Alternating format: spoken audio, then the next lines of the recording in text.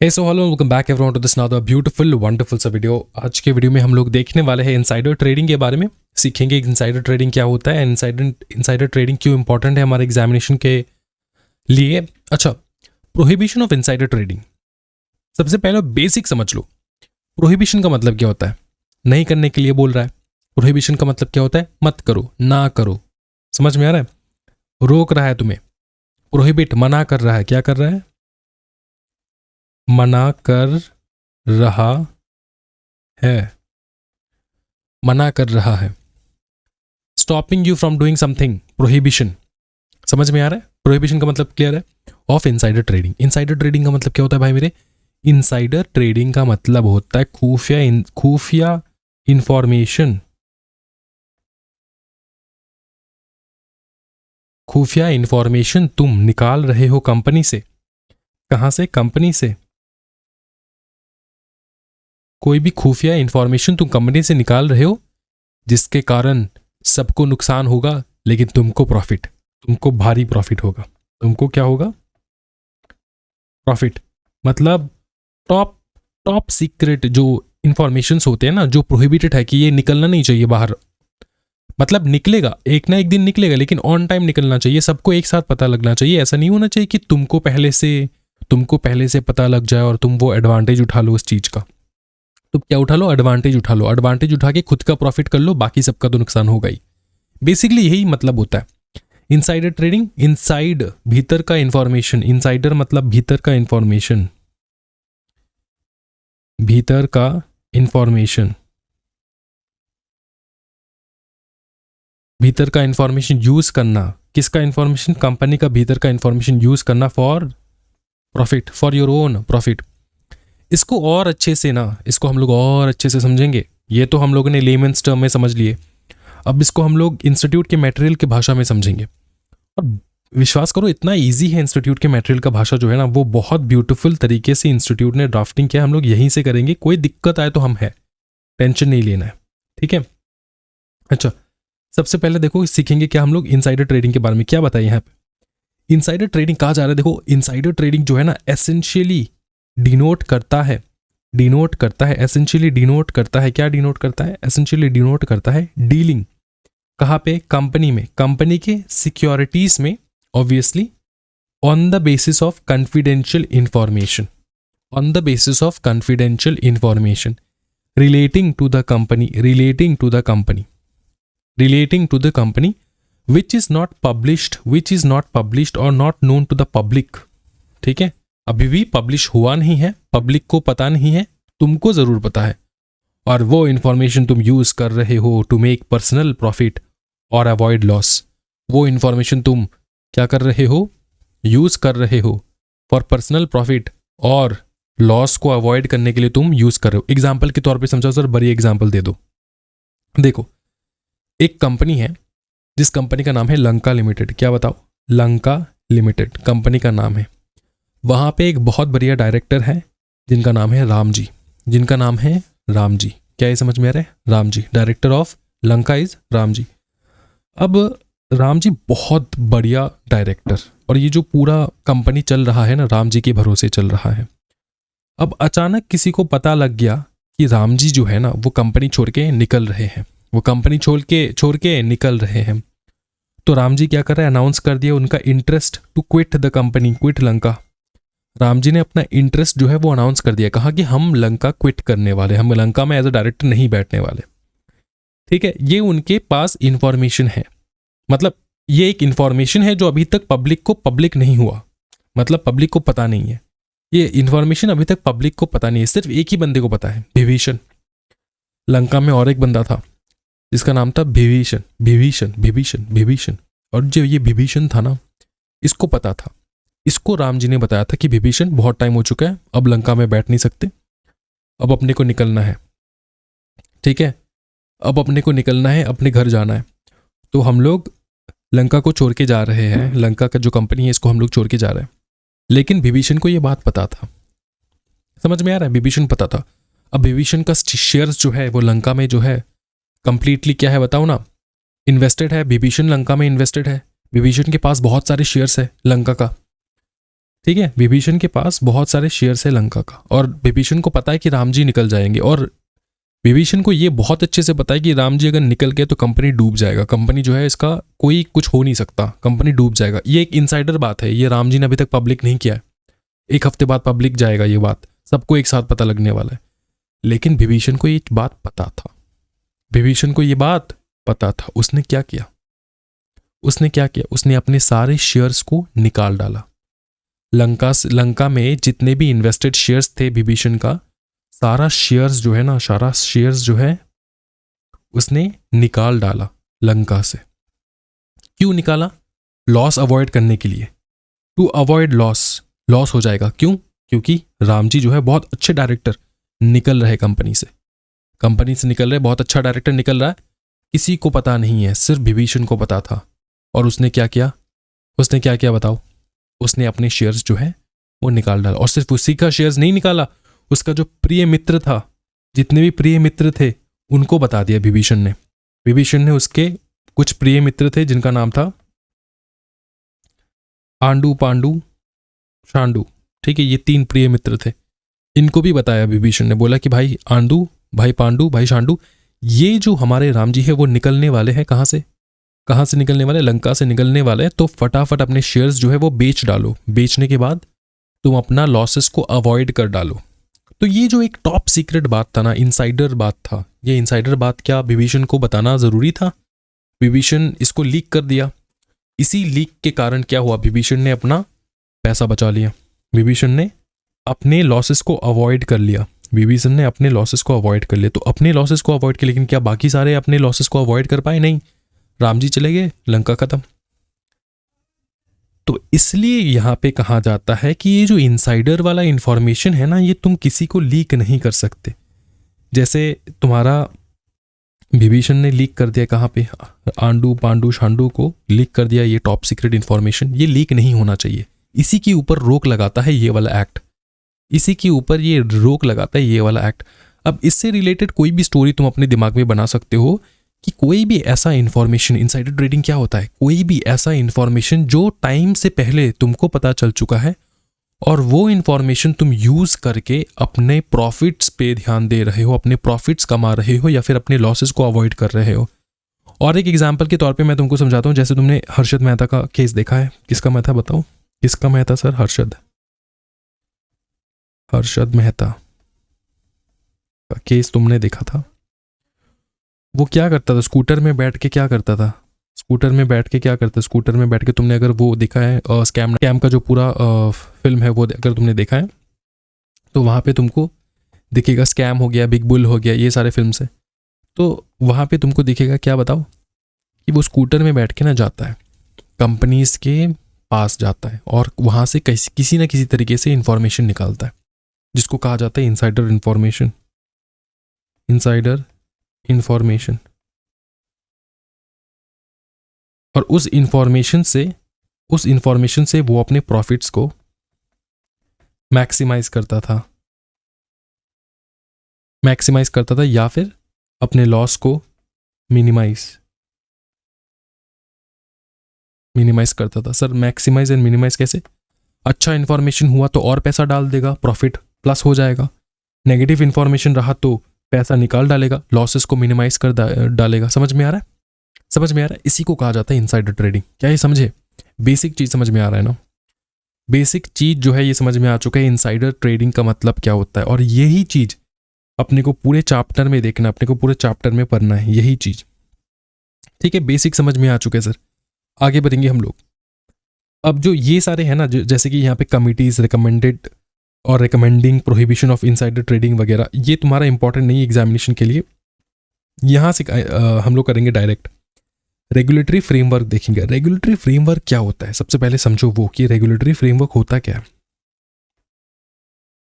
Regulatory framework का मतलब होता है ये जो सेबी एक्ट है 1992, इसमें लिखा है इनसाइडर ट्रेडिंग के बारे में बहुत अच्छा खासा प्रोविजंस लिखे हैं।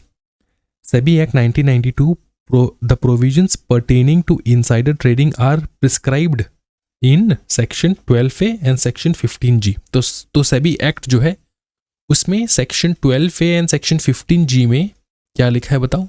प्रोहिबिशन ऑफ इनसाइडर ट्रेडिंग के बताओ ना, प्रोविजंस, रूल्स कि कैसे तुमको प्रोवाइड करना है, क्या है क्या नहीं है, वो सारा चीज। सेक्शन 12A जो है ना वो हमको मना करता है कि मत करो इनसाइडर ट्रेडिंग, ठीक है। और क्या इनसाइडर ट्रेडिंग है ये तुमको पता चलता है यहाँ पे। और जो 15G है वो पेनल्टी के बारे में बताता है तुमको। पेनल्टी मतलब क्या पनिशमेंट तुमको मिलेगा और क्या चीज़ें करने से तुमको पनिशमेंट मिलेगा। क्या ये समझ में आ रहा है?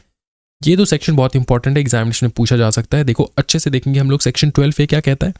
नो पर्सन शैल डायरेक्टली और indirectly engage in insider trading. सीधा मना कर रहा है, ये सेक्शन है ही मना करने के लिए। सेक्शन 12A आपको रोकता है, डायरेक्टली रोकता है, कहता है कि कोई भी इंसान इनसाइडर ट्रेडिंग नहीं करेगा, नहीं इंगेज होना चाहिए in insider trading. Deals in securities while in possession of material और नॉन पब्लिक इंफॉर्मेशन और कम्युनिकेट सच मटेरियल और non public information to any other person. धीरे धीरे समझेंगे, यहां तक समझो। नो पर्सन शैल डायरेक्टली और इनडायरेक्टली डील इन सिक्योरिटीज, मतलब तुम सिक्योरिटीज के साथ डायरेक्टली या फिर इनडायरेक्टली डील नहीं कर सकते। डील मतलब कैसे? डील मतलब क्या? डील मतलब खरीदना बेचना, ठीक है। ये तुम नहीं कर सकते। कब नहीं कर सकते? अगर तुम्हारे पास इंफॉर्मेशन है उस सिक्योरिटी से related. While in possession of material, ठीक है, ऐसा कोई मटेरियल जो तुम्हारे पास है, तुम्हारे पोजेशन में है, जो कि नॉन पब्लिक है, नॉन पब्लिक इंफॉर्मेशन, ठीक है ना। नॉन पब्लिक इंफॉर्मेशन मतलब अभी तक पब्लिक हुआ नहीं है, ऐसा इंफॉर्मेशन तुम्हारे पास है, समझे? ये अभी तक पब्लिक हुआ नहीं है। फॉर एग्जाम्पल मैं तुमको समझाता हूँ। किसी भी एक कंपनी XYZ का क्वार्टरली रिपोर्ट आने वाला है, कि क्या अच्छा किया, बुरा किया, लॉस हुआ, प्रॉफिट हुआ, क्वार्टरली रिपोर्ट निकलने वाला है। ये क्वार्टरली रिपोर्ट में क्या है नहीं है ये तुमको पहले से पता है, और तुमने पूरे अपने रिलेटिव्स को रटवा दिया कि भैया क्वार्टरली रिपोर्ट बहुत अच्छा है, बहुत अच्छे रिपोर्ट्स है, कल जो है ये रिपोर्ट आउट होने वाला, जैसे रिपोर्ट आउट होगा तुम देखना स्टॉक मार्केट में ये शेयर भागेगा। तो ये तुमको पता है और तुम ये अपने रिलेटिव्स को बता रहे हो, इसलिए क्योंकि वो उनका प्रॉफिट करवाने के लिए, तो ये मना है। डील्स इन सिक्योरिटीज, कोई भी इंसान डायरेक्टली या फिर इनडायरेक्टली डील नहीं करेगा। नो पर्सन, समझ में आ रहा? नो पर्सन शैल डायरेक्टली और इनडायरेक्टली डील करेगा सिक्योरिटीज के साथ, जबकि उसके पोजेशन में है कुछ मटेरियल फैक्ट्स जो कि अभी तक पब्लिक हुआ नहीं है, नॉन पब्लिक इंफॉर्मेशन, और तुम कम्युनिकेट भी नहीं कर सकते ये चीज, या तो तुम अपने प्रॉफिट के लिए खुद यूज नहीं कर सकते, एंड तुम ये जो टॉप सीक्रेट इंफॉर्मेशन है ये किसी को बता भी नहीं सकते। और communicate such material, no person shall directly indirectly communicate such material और non public information to any other person in a manner which is in contravention for the provision of the act or the rules or the regulations made thereunder। तो मतलब contravention हो जाएगा, right? Contravention हो जाएगा क्योंकि तुम्हारे पास है insider वाला टॉप सीक्रेट इंफॉर्मेशन, और वो इंफॉर्मेशन तुम शेयर कर रहे हो तुम्हारे रिलेटिव्स एंड दोस्तों के साथ। तो ये मना है, ये मना कर दिया गया है। समझ में आ रहा है? नो पर्सन शैल डायरेक्टली और इनडायरेक्टली, खुद तो एंगेज होगा नहीं, दूसरा किसी और को प्रॉफिट भी नहीं करवाएगा, किसी और को इन्फॉर्मेशन पास नहीं करेगा। अगर किया तो पेनल्टी लगेगा। देखो पेनल्टी 15G बताता है, penalty for insider trading. Penalty अपने को इस पेज में जाके मिलेगा, ये वाला पेनल्टी। यहाँ पे पॉइंट्स में लिखा है कि क्या क्या चीजें पेनल्टी के अंदर आएगा, ठीक है। देखो सबसे पहले, if any insider who either on his own behalf or on behalf of any other person deals in securities of a body corporate listed on any stock exchange on the basis of any unpublished price sensitive information or communicates any unpublished price sensitive information to any person with or without his request for such information except as required in the ordinary course of business or under any law or counsels or procures for any other person to deal in any such security of body corporate on the basis of unpublished price sensitive information। तो छोटे में बता दो, ये बहुत complicated लग रहा है। कुछ कॉम्प्लिकेटेड नहीं, यहाँ पे सिर्फ यही बता रहे, कोई भी इंसान अगर यहाँ पर क्या ये जो चीज़ है ना, यही तुम लिख सकते हो। अगर कोई भी इंसान ये वाला चीज कर रहा है, डील कर रहा है सिक्योरिटीज के साथ, या फिर उसके पास इनसाइडर वाला इंफॉर्मेशन होने के बाद भी वो डील कर रहा है सिक्योरिटीज़ के साथ, उस सिक्योरिटीज़ के साथ जिसके रिलेटेड इंफॉर्मेशन है उसके पास, ठीक है, या फिर वो किसी और को इंफॉर्मेशन पास कर रहा है, तो उसको क्या मिलने वाला है बताओ? उसको मिलने वाला है पेनल्टी। और पेनल्टी ये है, तुमको यही याद रखना है। तो पेनल्टी तुमको यही याद रखना है जो मैं तुमको बताऊंगा अभी। पेनल्टी क्या है? पेनल्टी है 10 लाख से लेकर 25 करोड़ तक का पेनल्टी, या फिर 3 गुना ज़्यादा, या फिर 3 गुना ज़्यादा। ये वाला अमाउंट या फिर ये वाला amount, whichever is higher, whichever is higher. इसका मतलब ये है कि जितना तुमने प्रॉफिट किया, जितना भी तुमने घोटाला किया, ठीक है, उसके ऊपर तो तुमको पनिशमेंट मिलेगा। जज ने पनिशमेंट देना है तुमको, कितना पेनल्टी लगाएगा वो जज के ऊपर है। 10 लाख लगा सकता है या फिर 25 करोड़ तक का जा सकता है। जितना भी अमाउंट होगा वो अमाउंट यहाँ पे XYZ, ठीक है, या फिर 3 गुना ज़्यादा, 3 गुना ज़्यादा, 3 गुना ज़्यादा। मतलब अगर 4 करोड़ का किया है तो 4 × 3 होगा। अगर तुमने 10 करोड़ किया है तो 10 × 3 होगा। ऐसे 3 गुना ज़्यादा। अगर 10 करोड़ अगर किया है तुमने तो 30 करोड़। समझ में आ रहा है? हाँ, 30 करोड़। अब इन दोनों में से कुछ भी हो सकता है।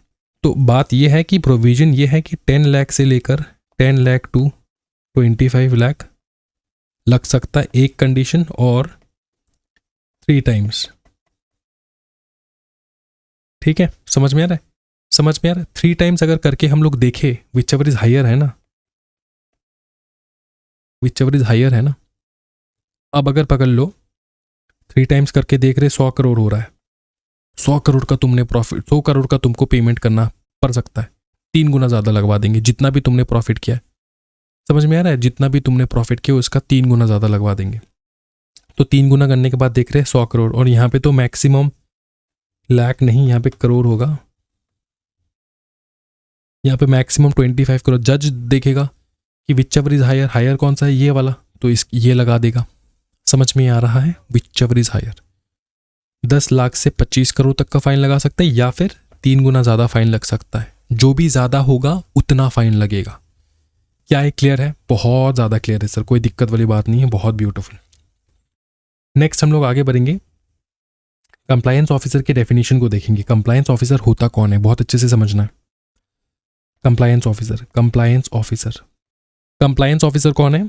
कंप्लायंस ऑफिसर का मतलब होता है कोई भी सीनियर ऑफिसर जिसको डेजिग्नेटेड किया गया है by the board of directors ने डेजिग्नेट किया, या फिर ऑर्गेनाइजेशन का जो भी हेड होगा ऑर्गेनाइजेशन का, वो हेड ऑफ ऑर्गेनाइजेशन। समझ में आ रहा है?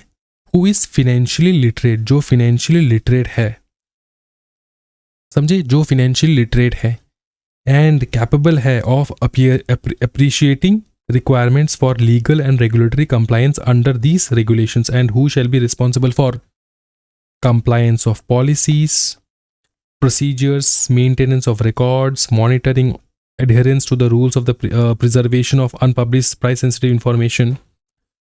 तो वो बंदा है तुम्हारे कंप्लायंस ऑफिसर। कौन है सर? कंप्लायंस ऑफिसर मतलब वो जिसको बोर्ड ने अपॉइंट किया गया हो, या फिर अगर बोर्ड नहीं है तो ऑर्गेनाइजेशन का जो हेड है उसने अपॉइंट किया हो सीनियर ऑफिसर को, जो कि एक CS होता है, और जिसका रिस्पॉन्सिबिलिटी है कि कंप्लायंस वगैरह को अच्छे से प्रॉपरली देखना, वो हो रहा है कि नहीं, पॉलिसीज़ जो है वो इम्प्लीमेंट हो रहे हैं कि नहीं, रिकॉर्ड्स का मेंटेनेंस हो रहा है कि नहीं, उसको मॉनिटर करना है कि सारे रूल्स रेगुलेशन प्रॉपरली फॉलो हो रहे हैं कि नहीं, उसी को प्रिजर्वेशन करना है वो प्राइस सेंसिटिव इंफॉर्मेशन का। समझ में आ रहा है? प्राइस सेंसिटिव इंफॉर्मेशन का जो तुम्हारा प्रिजर्वेशन है, मतलब संभाल के रखेगा, कौन रखेगा? वही कंप्लायंस ऑफिसर। देखो इस पे अच्छे से देखो, extracts from interpretative letter dated 21 October 2015 issued under SEBI informal guidance. Informal guidance क्या होता है सर? इनफॉर्मल गाइडेंस मतलब वो होता है कि सेबी को डायरेक्ट चिट्ठी लिखना समझाने के लिए। कोई भी टॉपिक तुमको समझ में नहीं आ रहा है, तुमको समझ में नहीं आ रहा है कि सर कंप्लायंस ऑफिसर क्या है, तुमको समझ में नहीं आ रहा है कंप्लायंस ऑफिसर क्या है, अभी भी तुमको डाउट है, तुमने सेबी को चिट्ठी लिख दिया सेबी को बोला भैया इनफॉर्मल गाइडेंस दे दे भाई, मेरे को समझ में नहीं आ रहा है ये क्या लिखा है। तो सेबी तुमको इनफॉर्मल गाइडेंस देगा, अच्छा खासा पैसा ले लेगा। इनफॉर्मल गाइडेंस में क्या बताया पता है? Question, can a senior person से अ चीफ फाइनेंशियल ऑफिसर और a company secretary who is not reporting to the board act as a compliance officer and update the board on the transactions related to insider trading quarterly?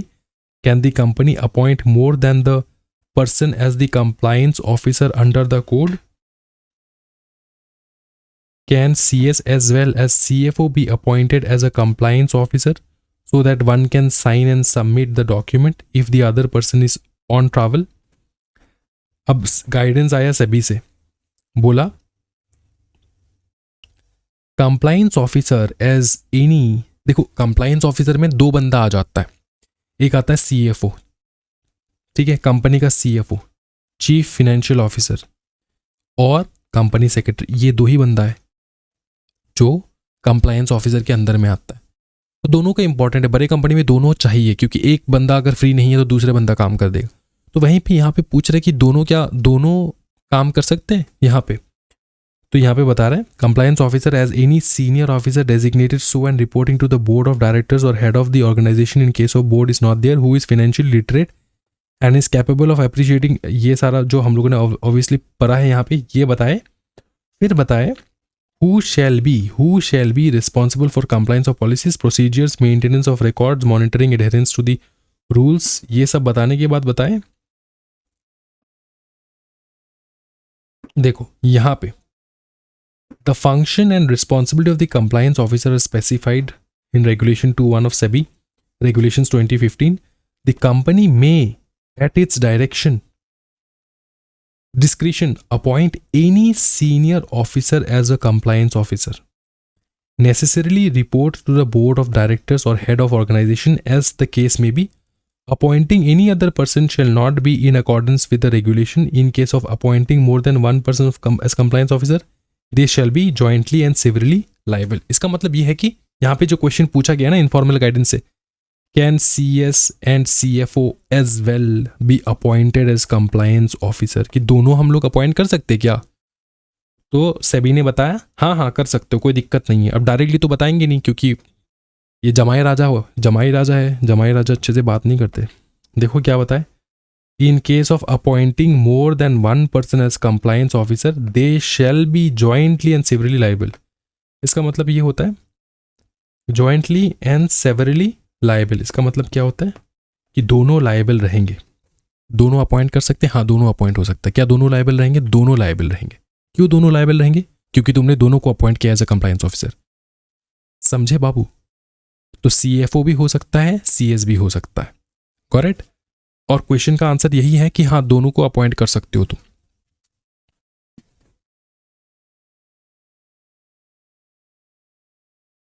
देखो, can a company appoint more, ये वाला question है ना, more than one person as a compliance officer under the code.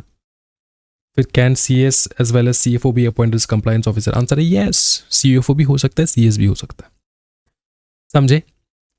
और ये तो definition तुमको पता ही है, जो डेफिनेशन हम लोगों ने पूरा कंप्लीट किया है। Monitoring of trades and the implementation of code specified in the regulation under the overall supervision of the board of directors, ठीक है, ऑफ द लिस्टेड कंपनी और the head of the organization as the case में भी। मतलब वही है, तुमको properly monitor करके तुमको अपने सुपरवाइजर को, मतलब जो तुम्हारा बोर्ड है, उसको रिपोर्ट करना होगा कि क्या सही से सब कुछ हो रहा है कि नहीं, ठीक है, कंप्लायंस पॉलिसीज वगैरह सही से इंप्लीमेंट हो रहे कि नहीं, यही तुमको अच्छे से रिपोर्ट करना होगा बोर्ड को।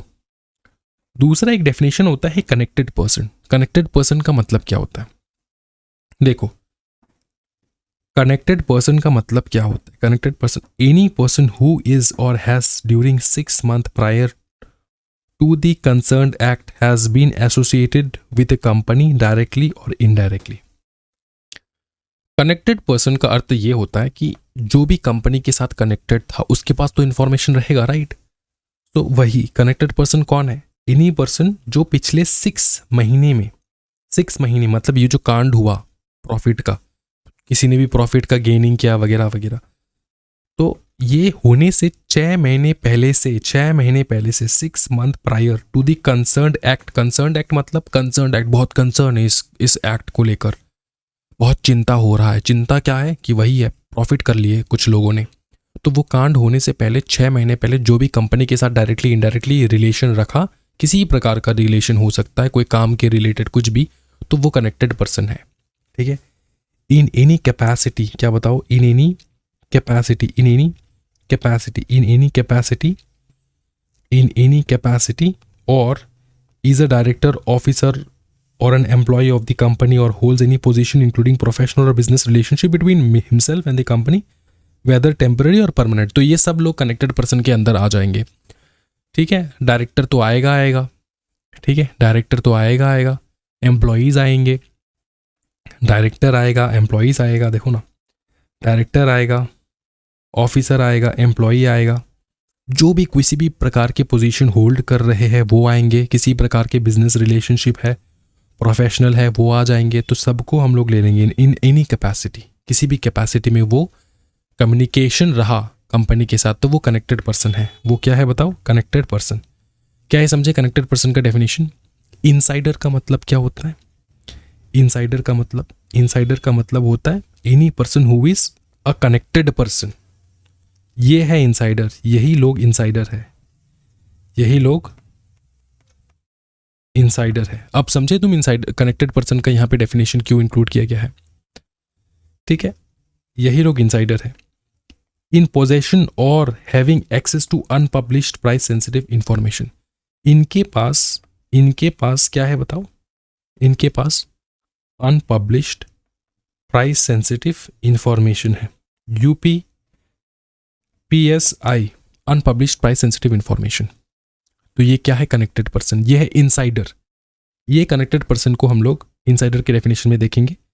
Insider means any connected person जिसके पास ये अनपब्लिश्ड प्राइस सेंसिटिव इंफॉर्मेशन है, उनको कहा जाता है इनसाइडर, उनको कहा जाता है इनसाइडर। ठीक है। अच्छा, एक होता है deemed to be connected person. Deemed to be connected person, deemed to be connected person मतलब तुमको, तुम्हारा कंपनी के साथ डायरेक्ट कुछ रिलेशन नहीं है, लेकिन तुमको भी लपेटे में लेकर जाएगा सेबी। सेबी बोलेगा तुमको भी लपेटे में ले लेगा सेबी। क्यों लेगा? क्योंकि तुम किसी भी प्रकार से कनेक्टेड पर्सन से कनेक्टेड हो। तुम कनेक्टेड पर्सन तो नहीं हो, लेकिन किसी भी प्रकार से कनेक्टेड पर्सन के साथ कनेक्टेड हो तुम, तो तब तुमको भी लपेटे में ले लेंगे। जैसे कि सर कनेक्टेड पर्सन, अब कनेक्टेड पर्सन दिमाग में याद रखना कि ये कोई भी इंसान, ठीक है, कोई भी इंसान, ये वाला, ये इनमें से कोई भी इंसान कनेक्टेड पर्सन। अब देखो, person deem to be a connected person unless the contrary established if the person is.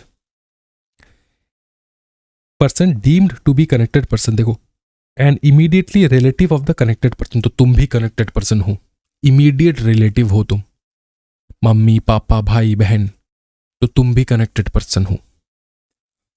क्योंकि तुम सबसे पहले, अगर तुम कनेक्टेड पर्सन हो मतलब तुम इनसाइडर हो, तुम्हारे पास इंफॉर्मेशन है, तो तुम सबसे पहले किसका प्रॉफिट करवाओगे? अपने फैमिली मेंबर्स का, इमीडिएटली जो फैमिली मेंबर्स है उनका, राइट? दूर के मौसे के लड़का का थोड़ी ना तुम प्रॉफिट करवाने जाओगे। तो इमीडिएट फैमिली मेंबर्स को पकड़ लिए, यहाँ पे लपेटे में ले लिए। Any immediate relative of connected person और होल्डिंग कंपनी और एसोसिएट कंपनी और सब्सिडरी कंपनी और एन इंटरमीडिएट। अच्छा, इसको समझाओ। Person is deemed to be connected person unless the contract established if such person is a holding company. अब देखो, holding company क्या है? इसको हम लोग पर्सन के हिसाब से ले रहे हैं ना भाई। कंपनी लो, याद कर, ये जो कंपनी है ना, ये भी एक पर्सन है। नेचुरल नहीं है, आर्टिफिशियल पर्सन है, लेकिन लीगल पर्सन तो है। तो इसलिए कंपनी, कभी कभार ऐसा होता है ना कि कंपनी जो है, ये तुम्हारा कंपनी, इसका sensitive price sensitive information leak हुआ, इसके चक्कर में इस कंपनी का जो होल्डिंग है ना, या फिर इस कंपनी का सब्सिडरी है, इनको प्रॉफिट हो रहा है, ये लोग फायदा उठा रहे हैं इस चीज का, तो इसको भी लपेटे में ले लेंगे। ठीक है, होल्डिंग का, सब्सिडरी का, होल्डिंग सब्सिडियरी एसोसिएट कंपनी, इनको भी लपेटे में ले लेंगे। ठीक है। And intermediary as specified in, अच्छा इंटरमीडियरी को भी ले लेंगे लपेटे में। अच्छा, इंटरमीडियरी कौन? इंटरमीडियरी, इंटरमीडियरी वो जो बीच का इंसान है, जो ट्रेडिंग वगैरह में बीच का इंसान बनता है। इंटरमीडियरी तुम देखोगे आगे जाके, फ्यूचर में जाके तुम देखोगे, उसका पूरा एक्सप्लेनेशन मैं दूंगा। अच्छा, इंटरमीडियरी एन एम्प्लॉय और डायरेक्टर और सब्जेक्ट और एन एम्प्लॉय और डायरेक्टर और an investment company, trustee company, asset management company और एन एम्प्लॉय और डायरेक्टर देयर ऑफ और an official of stock exchange of clearing corporations, house of clearing corporation, clearing house और corporation जिसको हम लोग clearing corporation कहते हैं, अ member of the board trustee of a mutual fund और ए member of the board of directors of the asset management company of a mutual fund or is an employee thereof or a member। अब sir तुम बोलोगे sir तुम explain नहीं कर रहे हो, explain करूंगा, टेंशन नहीं लेना है। देखो ये तुमको तो लिस्ट है, ये लिस्ट पढ़ना है, पहले लिस्ट को कंप्लीट करो। A member of the board of director और an employee of a public financial institution, an official और an employee of a self regulatory organisation recognised और authorised by SEBI, a banker of the company, concerned firm, trust, Hindu, undivided family, company or association of person, whether in a director of a company or his immediate relative or a banker of the company has more than 10% of the holding or interest. It is to be noted that the above definition intended to bring into its ambit persons who may not seemingly occupy any position in the company but are in regular touch with the company and its officers and are involved in known for the company's operation। ये जो लोग हैं ना, इनका definition तो mention नहीं है यहाँ पे, तो डेफिनेशन पे टाइम वेस्ट नहीं करेंगे क्योंकि इनका अलग अलग चैप्टर है, इंटरमीडियरीज का पूरा चैप्टर है। तो यहाँ पे शॉर्टकट में बताने की कोशिश करें, ये जितने भी मैंने एक्सप्लेन किया ना, an official of the stock exchange मतलब स्टॉक एक्सचेंज का कोई ऑफिसर, उसका ही क्लियरिंग हाउस या फिर क्लियरिंग कॉर्पोरेशन कह सकते हैं, उनका ऑफिसर, ठीक है, ऑफिशियल कह लो, ऑफिसर कह लो। A member of the board of trustees of the mutual fund, company का म्यूचुअल फंड का जो ट्रस्टी है उसके बोर्ड का कोई member. A member of the board of directors of the asset management company, company का एसेट मैनेजमेंट कंपनी भी होता है। तो ये सारे क्या है पता है, मैं तुमको समझाता हूँ शॉर्टकट में, तुम समझो। ये सारे ना कोई भी कंपनी को चलाने में ना इन सब का नेसेसरी होता है। ये डायरेक्टली इनडायरेक्टली लिंक करके रखते हैं कंपनी के साथ, मतलब डायरेक्टली इनडायरेक्टली अच्छा खासा पोजीशन होल्ड करते हैं कंपनी में, इनके अलावा कंपनी चल नहीं सकता। तो इसलिए ये इनको हम लोग किसके डेफिनेशन के अंदर ले रहे हैं, डीम्ड कनेक्टेड पर्सन के डेफिनेशन में, क्योंकि कंपनी की जो डे टू डे एक्टिविटीज है ना उसमें इन सब का सारे लोगों का रोल प्ले होता है। तो तुमको ये लिस्ट रट्टा लगाना कि ये सारे बंदे हैं जो कनेक्टेड पर्सन के अंदर आ सकते हैं। जो लास्ट में तुमको याद रखना है वो है ये, देखो हो सकता है कि कोई भी पर्सन जो, या फिर यहाँ पे जो भी हम लोग मेंशन किया है, may not seemingly occupy any position, वो कंपनी की किसी भी पोजीशन में डायरेक्टली इन्वॉल्व नहीं है लेकिन रेगुलर टच में है कंपनी के साथ, रेगुलर टच में है कंपनी के साथ, इसलिए हम कंपनी के ऑपरेशंस में, डे टू डे ऑपरेशंस में इन्वॉल्व है, इसलिए हम लोग इसको क्या कर रहे हैं, हम लोग कनेक्टेड पर्सन के डेफिनेशन में इसको घुसा रहे हैं। क्या ये समझ में आ रहा है? दिमाग में लोड नहीं लेना है, तुमको ये सोचना है कि कनेक्टेड पर्सन होता कौन है। कनेक्टेड पर्सन ये सारे होते, इनको रट्टा लगाना है। ये तुमको 1 2 3 4 5 6 7 8 9 10 जो हम लोग टेबल नहीं पढ़ते, 1 1 ज़ा 1 2 1 ज़ा 2 2 2 ज़ा 4 ऐसे करके, ये तुमको रट्टा लगाना है कि ये सारे लोग जो है ये हम लोग डीम्ड कनेक्टेड पर्सन के डेफिनेशन में आएगा। और कनेक्टेड पर्सन के डेफिनेशन में 3 लोग आएंगे, ये 3 जन आएंगे, 3 कैटेगरी के लोग आएंगे, और डीम्ड कनेक्टेड पर्सन के डेफिनेशन में ये सारे कैटेगरी के लोग आएंगे। क्या सर एग्जामिनेशन में डायरेक्ट पूछेगा? ऐसा डायरेक्ट तो नहीं पूछेंगे लेकिन थोड़ा बहुत तुमको याद करके रखना है, ठीक है। अब जो हम लोगों ने बताया ना कि इमीडिएट रिलेटिव, जो हम लोगों ने बताया यहाँ पे इमीडिएट रिलेटिव जो हम लोगों ने यहाँ पे बताए, तो इमीडिएट रिलेटिव कौन है ये भी तो तुम्हारे दिमाग में आ सकता है। तो इमीडिएट रिलेटिव है तुम्हारे स्पाउस ऑफ द पर्सन, तुम लड़का हो तो तुम्हारा वाइफ, और तुम वाइफ हो तो तुम्हारा husband, spouse of the person, parents, sibling, child of such person of the spouse, any of whom is either dependent financially or on such person or consult such person in taking decisions relating to trading in securities। इसका मतलब क्या है?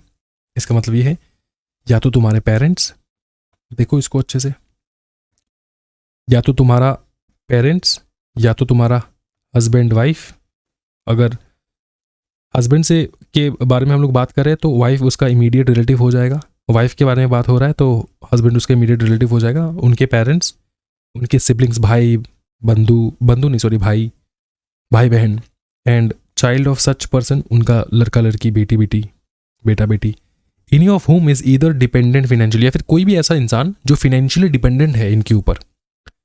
समझ में आ रहा है?